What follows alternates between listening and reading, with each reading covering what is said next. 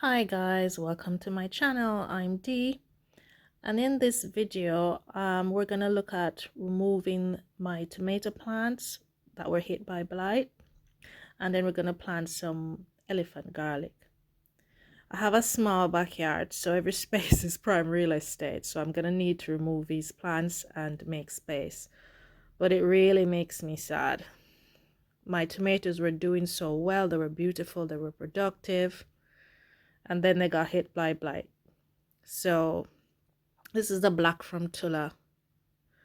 These taste really good. They were doing so well. Just terrible. I saw the signs on one plant, and then I cut that plant back, and it seemed to halt it, but it came back with a vengeance. Look at this. It's terrible. Look at this. That's the piccolo. Yeah, all the plants are affected. They all have to be removed. When I remove the plants, they can't be composted, the plants or the fruits obviously. I'm going to have to bin them, bag them and bin them. The good fruits are going to be used and stored. The green ones, I'm going to make a green chutney. I have a recipe that was on the Lovely Greens YouTube channel. So removing the fruits first. The ripe ones are going to be frozen because they have blight, they tend to break down a lot quicker, so we're going to freeze them. And the green ones, we're going to use the Lovely Greens recipe to make a green chutney. Yeah, so yeah, we were doing really well with these tomatoes. They were the star of the garden, very beautiful, very productive, and they just got hit by blight. So all the affected plants and fruit are going to be bagged, and we can't compost these. We don't want it coming back in the soil next year, so we're gonna have to get rid of all these affected plants and fruit. The good ones will be used. So yeah, we had quite a lot of these plants. Even though they were affected, we did get a good harvest. I'll show these in the end, but more got discarded, unfortunately. A lot more got discarded.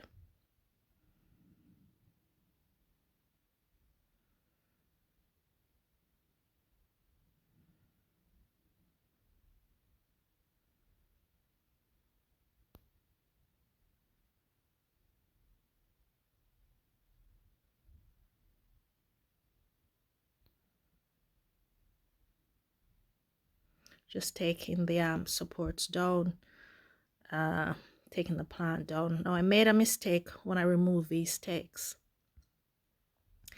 I threw them near the potatoes, which then caused the potatoes to have blight, because it's the same spore that affects tomatoes and potatoes. So when I removed these stakes, I threw them beside the potatoes. I know the potatoes have blight, but they've been removed as well.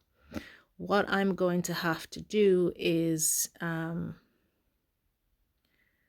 make sure that these stakes get treated before I use them again. All the stakes and all the supports I have for the plants, I'm gonna have to soak them in J's solution and before I use them again. So yeah, that wasn't very smart. I did make a mistake. I was just so annoyed having to remove my plants. I just didn't pay attention and just put them one side, and then later realized, oh no, the potatoes are right there. So yeah, the potatoes got affected, and I had to remove them and use those up. So all the stakes and all the supports and clips and everything will have to be soaked in J's.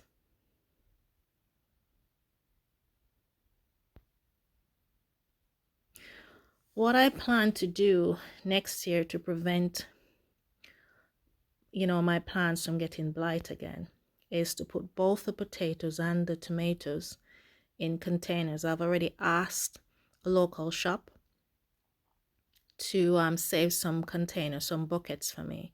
So I will be planting all the tomatoes and the potatoes in containers next year. Because my garden is so small, there's not enough space to be rotating things. So I can't plant the tomatoes back here this year. I did plant the elephant garlics when I removed these, but I can't be planting potatoes or tomatoes back there, and that's I don't have a big enough backyard garden to be rotating things around. So containers are the best way to go. I'll also be using hydrogen peroxide. I was watching The Rusted Garden, and he says you can use hydrogen peroxide, a diluted form, to just spray the plants, help both the tomatoes and the potatoes, spray them to help prevent them catching blight. So it will be containers, hydrogen peroxide, and also I went on the RHS website here in the UK. Sorry, I'm blocking the camera. I'm just trying to set it up for the next shot. So I went on the RHS website, and they said you can look at a blight tracker in the UK that will tell you when the blight is in your area. So I will be using that as well. These plants are so productive. That's absolutely laden with tomatoes.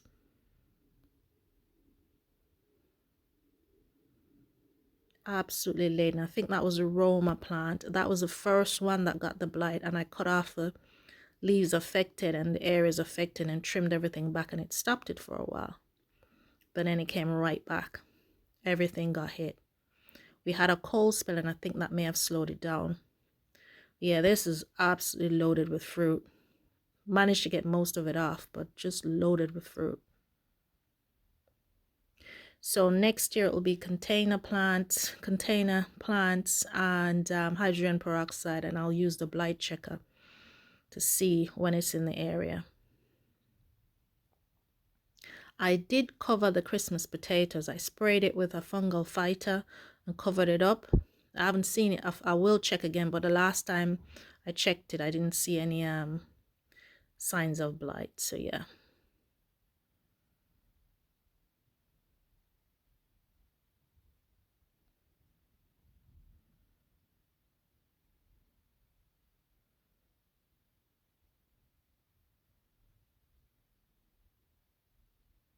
Gotta wash all those tools and all those spray all those stakes and all those clips and stuff like that. Some of the plants were completely pulled up. Some I cut at the root, and then later when I was digging up the ground for the garlic, I then removed the roots.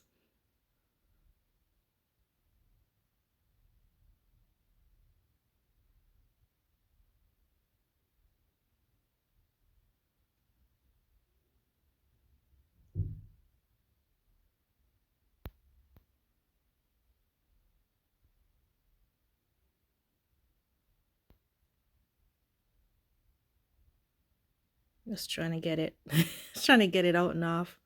They all went in bags. They couldn't be composted, neither the fruit nor the trees, or the plants, sorry.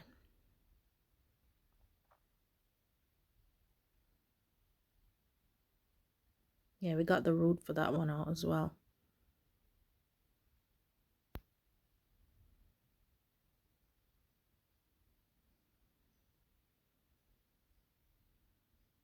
Yeah, get it out. Oh, it's just so sad. It was doing so well.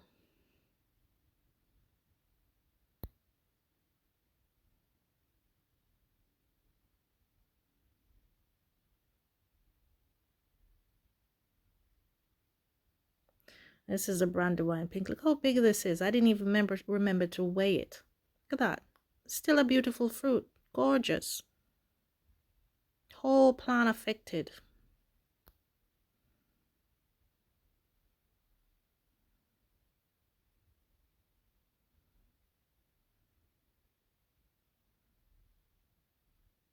Just gonna remove the rest of these plants completely. Clear the area and get ready to plant the garlic. Yeah, most of those at the other side are they just all got thrown away. Look at this. Yeah, That's really sad. Quite a lot of fruit were affected not to be thrown away. Terrible. Gonna have to plan for next year. So it'll be hydrogen peroxide containers.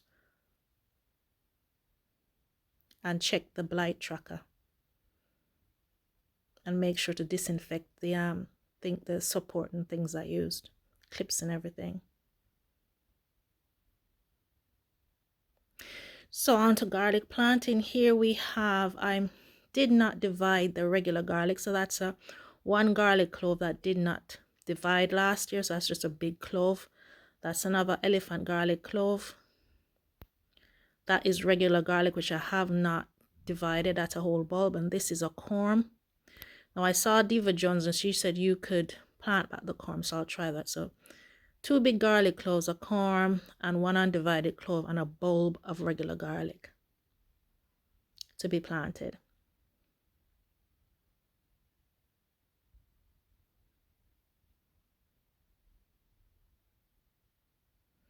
So here we use the trowel to measure the depth and the distance, but I could have done this better. I could have gotten in 3 rows instead of 2, but I was tired. After removing all that tomato, I wasn't feeling really good. I was feeling upset because there was just look at all those tomatoes at the back. I was feeling upset, so it's digging the holes, clearing the space, digging the holes, digging up the extra roots, and then putting the compost in before I planted each clove. I didn't plant the corms in here. I put them in a container. So yeah, I was tired by then. By this, really tired. Could have gotten in more if I just planned a little bit better, but it's like I'll just get them in. And because my mom used a lunar calendar for planting, so I was trying to follow her planting guide. This is a good day for below ground stuff, so I was putting in the garlic on the below ground day for those who know or use the lunar calendar or planting by the moon. This was a day for planting, a good day for planting below ground vegetables.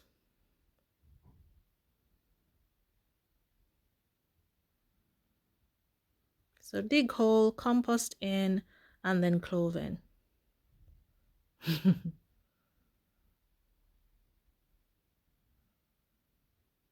All those tomatoes at the back were sorted. All the tomatoes were sorted. Good ones were either frozen if they were ripe or went into the green chutney if they were green.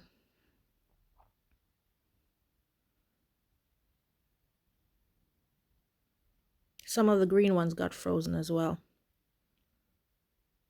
because I think I've made at least 4 small bottles of green tomato chutney so far, following the Lovely Greens recipe on YouTube.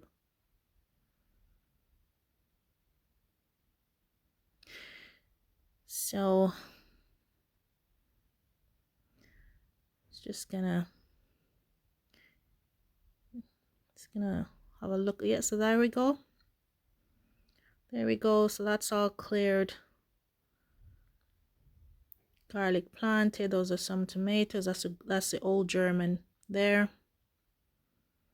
That's the black from Tula there.